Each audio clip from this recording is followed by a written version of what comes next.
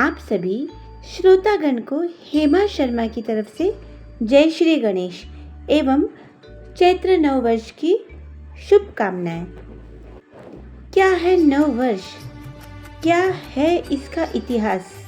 इस दिन का इतिहास, इसे क्यों और कैसे मनाया जाता है, इसके बारे में मैं अपने इस हेमा शर्मा यूट्यूब के माध्यम से आपको कुछ जानकारियाँ देना चाहूँगी।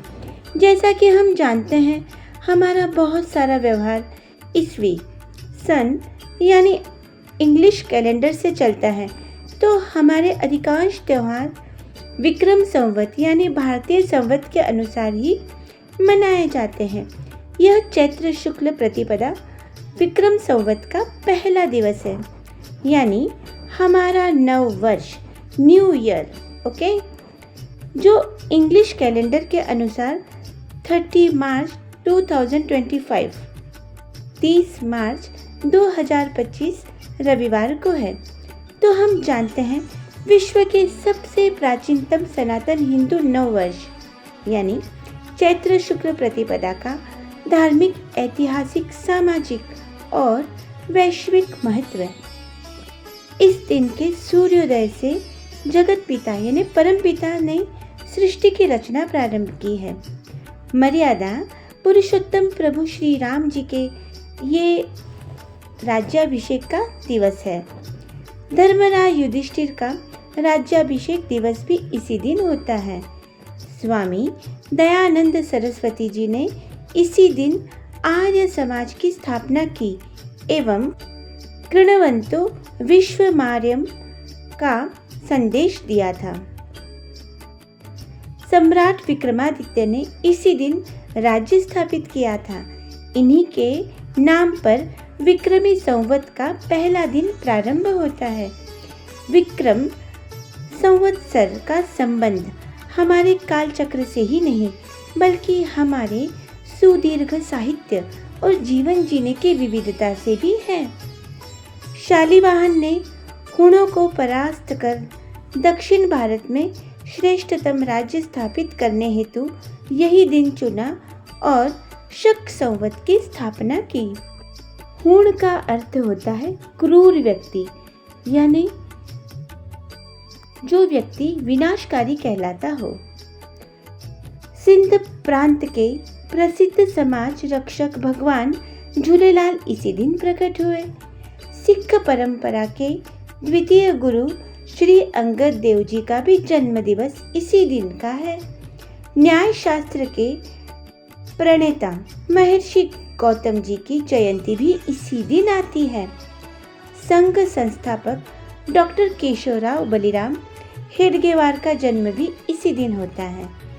राजस्थान राज्य की स्थापना भी चैत्र शुक्ल प्रतिपदा को हुई थी सन 1949 में। ओके, नव वर्ष का प्राकृतिक और वैज्ञानिक महत्व अब मैं आपको बताने जा रही हूँ। बहुत इम्पोर्टेंट वीडियो है। कई बार हमें कई चीज़ों की जानकारी एक्चुअली नहीं होती है, तो आज इस चीज़ की जानकारी हमें होनी ही चाहिए। इसलिए इस वीडियो को इस कंटेंट को मैंने रेडी किया है। बसंत ऋतु का आरंभ वर्ष प्रतिपदा से ही होता है। पेड़ पौधों में फूल, मंजरी, कली इसी समय से आना शुरू होते हैं। वातावरण में एक नया उल्लास होता है जो मन को बहुत आनंदित कर देता है। चारों तरफ पुष्पों की खुशबू से पुष्पों की सुगंध भरी हुई होती है। जीवों में धर्म के प्रति आस्था बढ़ जाती है। चैत्र मास का वैदिक नाम है मधुमास। मधुमास अर्थात आनंद बांटता वसंत का मास। यह वसंत आ तो जाता है फाल्गुन महीने में ही, पर पूरी तरह से व्यक्त होता है चैत्र महीने में। ओके, सारी वनस्पति और सृष्टि प्रस्फुटित होती है। पके मीठे अन्न के दानों में, आम की मन को लुभाती खुशबू में आरोग्यता को प्राप्त कीजिए। फसल पकने का प्रारंभ यानी किसान की मेहनत का फल मिलने का भी यही मात्र एक प्यारा सा समय होता है। घरों में लक्ष्मी अर्थात धन धान्य का आना, पता है ना, इन्हीं दिनों लोग अपने घर में गेहूं लाते हैं। चारों ओर पकी फसल का दर्शन आत्मबल और उत्साह को जन्म देता है। खेतों में हलचल, फसलों की कटाई, यह नज़ारा देखने लायक ही होता है। चैत्र क्या आया, मानो खेतों में हंसी खुशी की रौनक छा गई है। हमें अपने नव वर्ष को कुछ इस तरह मनाना चाहिए। हमें कम से कम अपने दोस्तों को, अपने रिश्तेदारों को नव वर्ष की शुभकामना देनी चाहिए। झंडे, बैनर आदि लगवाने चाहिए। अपने परिचित मित्रों, रिश्तेदारों को नव वर्ष का शुभ संदेश भी भेजना चाहिए। इस मांगलिक अवसर पर अपने अपने घरों पर भगवा ओम का पताका भी फहराना चाहिए। अपने घरों के द्वार में आम के पत्तों का तोरण लगाना चाहिए। घरों एवं धार्मिक स्थलों की सफाई कर रंगोली तथा फूलों से घर को सजाना चाहिए। वाहन रैली, विशाल शोभा यात्राएं, कवि सम्मेलन, भजन संध्या, सामूहिक भजन, इन सब का एक आयोजन होना चाहिए। प्रतिष्ठानों की सज्जा एवं प्रतियोगिता करना चाहिए।